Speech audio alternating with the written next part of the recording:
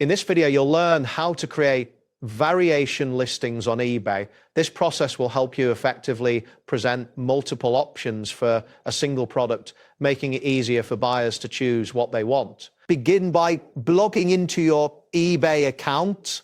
Once logged in, locate and click on the button labeled Create Listing. It is essential to choose a category that supports variations. Selecting the correct category is crucial, as it allows access to the variation options you need.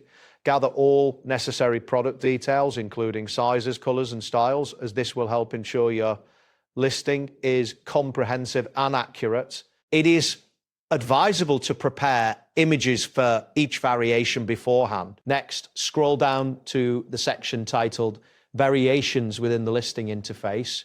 Here, you will find options to select attributes like size, color, or style for your product. Choose the relevant attributes that apply to your item. For each variation, enter individual prices, quantities, and SKUs. Upload images that correspond specifically to each variation you have selected. It is important to double check that all variations are correctly labeled and priced, as clear presentation can reduce buyer confusion and potentially increase sales. After adding all necessary variations, proceed to review your listing. Use the preview option to ensure that all variations are displayed correctly.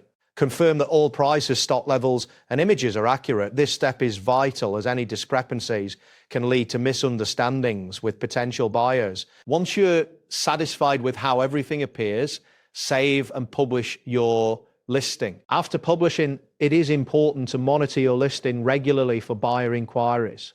Be prepared to make adjustments if necessary, as feedback from customers can help improve your listing. Variation listings can significantly improve organization and enhance the shopping experience for your customers, making it easier for them to find what they are looking for. That wraps up today's guide. Thanks for watching, and catch you in the next tutorial.